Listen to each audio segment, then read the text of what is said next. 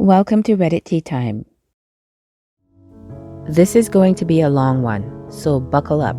A little background. I'm going to be 30 in a couple of months. I have two older sisters who are half-siblings.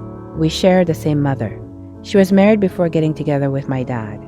I also have a younger brother that I thought was my full sibling. There are a number of reasons I've wanted to get a DNA test, but never had the guts to do so until recently. I've never talked about this with anyone other than my spouse, but 2 years ago, I went to my brother and asked if he would do a DNA test with me, which would reveal if we're full or half siblings. I wanted the DNA test because I don't have a father listed on my birth certificate. When my mom was pregnant with me, she didn't tell anyone until she was about 6 months along. She was not with anyone at the time, so family members asked a lot of questions about who the father was, and she never gave it up. No one was there at the hospital when I was born. She has told stories or answered questions I've had as a kid or an adult where things don't really add up, and my mom lies all the time. I honestly won't even believe her if she told me the sky was blue. So 2 months ago, my brother and I finally went forth and did the DNA test. As no surprise, sure enough, we're half siblings. This wasn't shocking to me, but obviously I had a lot of questions.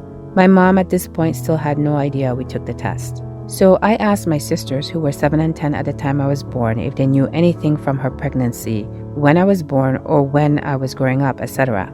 They gave me the information they could. Another family member did as well. At this point, I called my dad to let him know we took a DNA test, and he told me he always knew and that it would change nothing. Let it be known, it also changes nothing for me. I just wanted to know if my mom was really lying to me all these years. I started asking questions, piecing information together.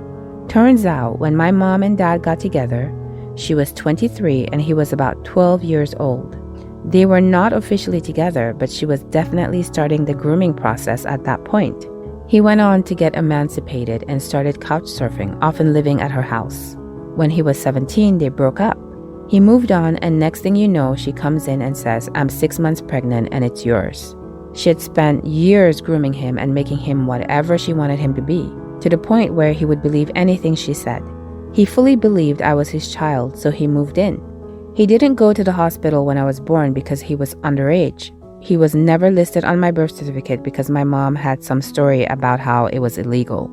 Anyway, when I was 3 years old, they officially split and he started asking for visitation with me. My mom said no, so my dad was going to take it to court, and that's when my mom revealed that he was not the biological father.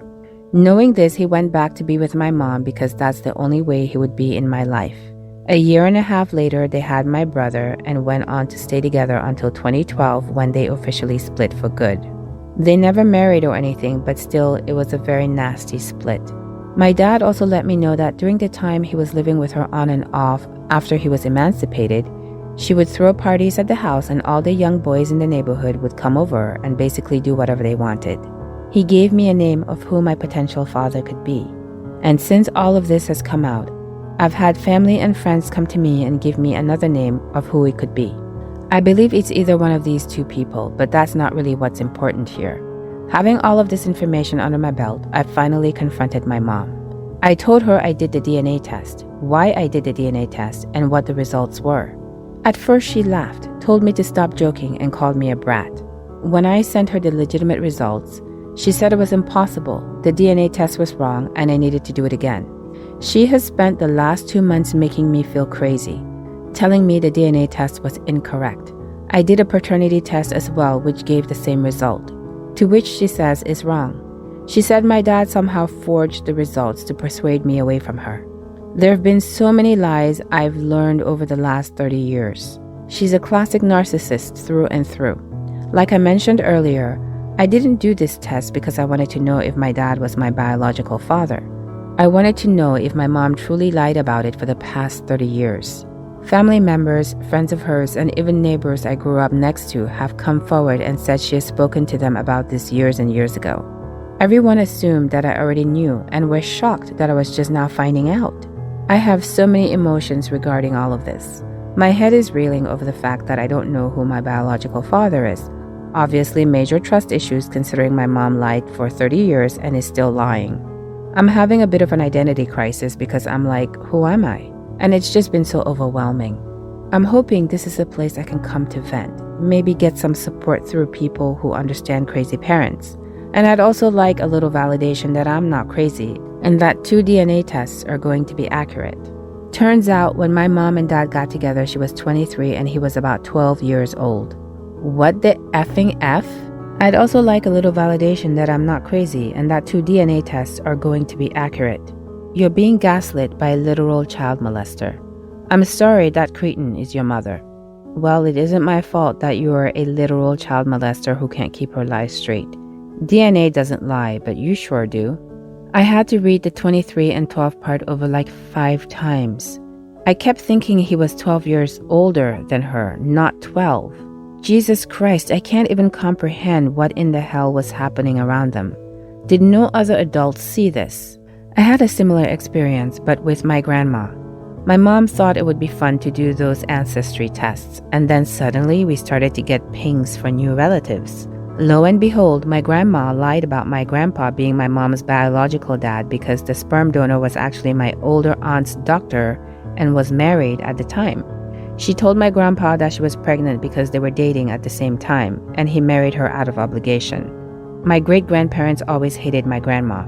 When my mom confronted her, my grandma got mad and denied it. It took months before she admitted the truth, and then demanded that my mom not tell me or my dad. She also told my mom that my biological grandfather, aka sperm donor, had no idea, but that was later proven wrong after my mom got access to my biological grandpa's journals. Her half-brother had them stored after the sperm donor died. I want nothing to do with my grandma because my grandpa is one of my favorite people in this world. She's done countless other things that I won't go into, LOL, in case my cousins see this. But yeah, you're not alone in this struggle. And sometimes I feel like my situation is too crazy to be real and I wish it wasn't. So if you feel that, don't worry, you're not alone. But your entitled mom sounds like a horrible person, is a horrible person because wow, just wow. The thing that helped me most was writing out what I was feeling whenever emotions came up after interactions.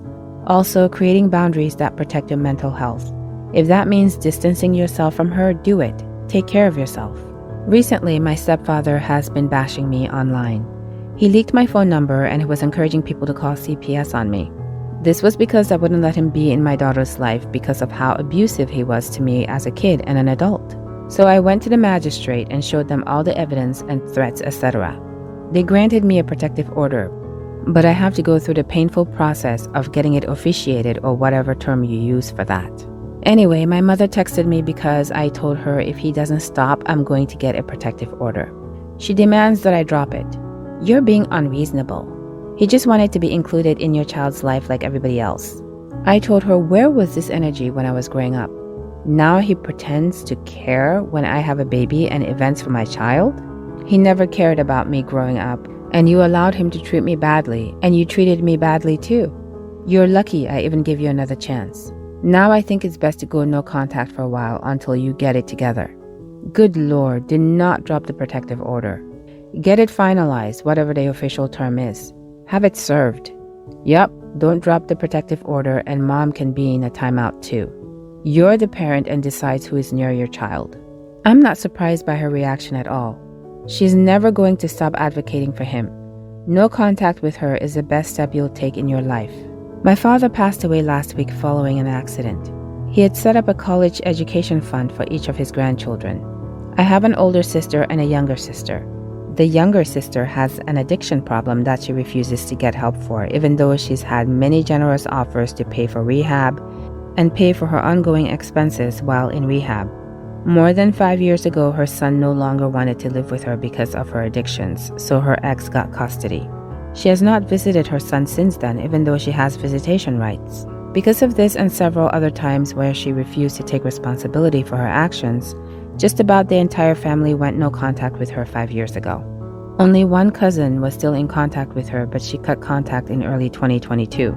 Our aunt, dad's sister, felt younger sister should know about dad's passing, so she did contact her with the news and information about the funeral service.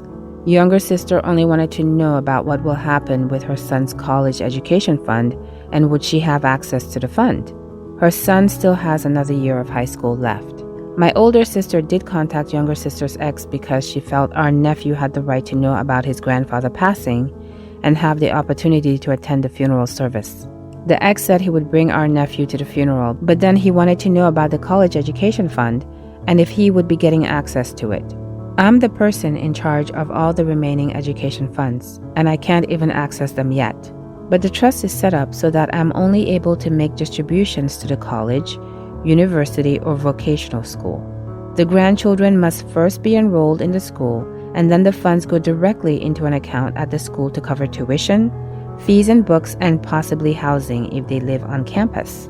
After this was explained to my younger sister and to her ex, the conversations quickly ended. Neither my younger sister nor her son attended Dad's funeral service.